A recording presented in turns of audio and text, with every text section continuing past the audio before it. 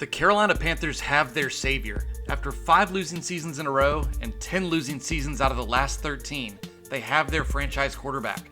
Since Cam Newton left the team, they've been through a quarterback carousel that includes the likes of Sam Darnold, Teddy Bridgewater, Kyle Allen, PJ Walker, Will Grier, and Baker Mayfield. Quite the motley crew to trust to lead your professional football team. But now, Bryce Young has arrived to completely change the direction of this franchise. He's got some brand new weapons to throw to and a coach with a history of getting the best out of his quarterbacks. This Panthers team is on its way back to the playoffs. First, the coach. Matt Rule drove this franchise straight into a ditch without a turn signal on. The second he was replaced, the team immediately reacted positively and rallied behind Steve Wilks. While many Panthers fans believe he should have been kept on as the head coach, I believe in this league right now, it is more advantageous to have an offensive mind at the helm. Frank Reich has 2 Super Bowl rings in different roles and had a decent run in Indy through a quarterback revolving door that landed him Phillip Rivers, Carson Wentz, and an old Matt Ryan. Still, he had a top 10 offense in 3 of his last 5 seasons there. As an offensive coordinator, he's consistently in the top 15. This bodes well for the Panthers considering Carolina finished 20th and 29th in scoring the last 2 seasons. That was good enough for a 7-10 and 5-12 record respectively. Should Reich get them into the top 15, you're looking at a minimum of 9-8, which should be good enough for a wildcard spot this season, if not win the NFC South. So it clearly takes more than a coach to win and put points on the board. And this season, from the very beginning, the Panthers will look to the number 1 overall pick, Bryce Young, to lead this offense. He had an outstanding career at Alabama and has a complete game. He had a career 65% completion rating with 80 touchdowns to just 12 interceptions. He takes care of the ball at a high level, which is incredibly important, especially for rookie quarterbacks.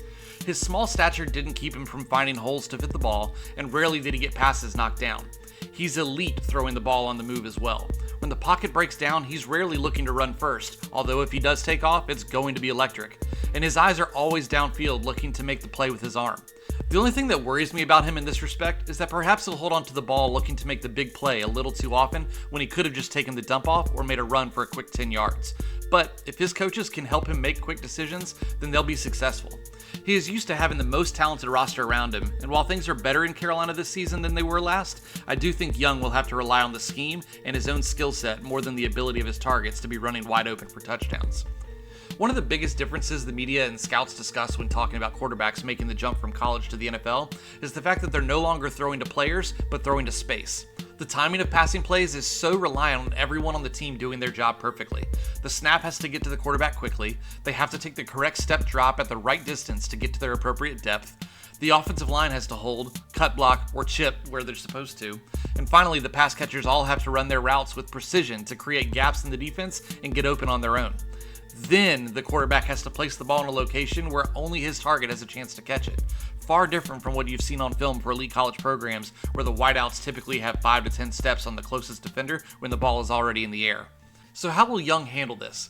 From the college film, it's hard to tell as his biggest plays were always off script, but he did have the ability to hit a receiver in stride on quick 3-step drops. So what are other ways to predict this success? Well, he scored a nearly perfect 98 on the S2 cognition test, which is designed to assess how rapidly a player can comprehend information. This test replaced the well-known Wonderlic test of years past, but is made to determine essentially the same thing. For reference, the highest Wonderlic score by any quarterback was Ryan Fitzpatrick. Makes sense considering he went to Harvard. The lowest score by a quarterback that started games was Vince Young. So memorizing the playbook, evaluating the defense pre-snap, and making decisions in live action should all be high level for Bryce Young. He also was nearly perfect on the RAS, scoring a 10. This test takes into account several different physical attributes including speed, agility, jumping ability, and strength. This essentially means that what his brain processes and tells his body to do, it can do. While I recognize that these test scores alone don't mean guaranteed success, I think you combine high scores on both of them with what you see on the field and can assume that Young has a great potential to be a star in this league for a long time. Something the Panthers haven't had at quarterback since Cam Newton was in his prime. But Carolina didn't earn the number 1 overall pick last year. They had to give up some serious assets to go up and get their guy, primarily their top receiver in DJ Moore. So what's left as weapons for Young to throw to? Well, they no longer have a top 20 receiver, but perhaps the sum of their parts can be greater than they were the last few seasons.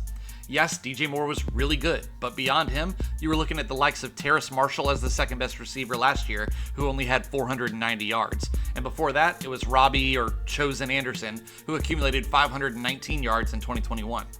This season, they'll rely on some veterans mixed with young talent. Adam Thielen and DJ Chark will lead the room with their experience, and they'll hope Young can build a good rapport with the likes of Laviska Shenault and Terrace Marshall. There's also rookie wide receiver Jonathan Mingo, who I believe will be a big-time contributor.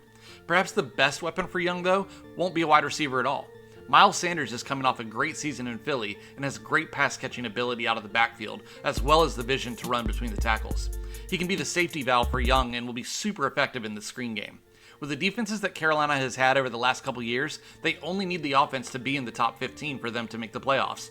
And with this group being led by the future Rookie of the Year and Bryce Young, I think they'll get there.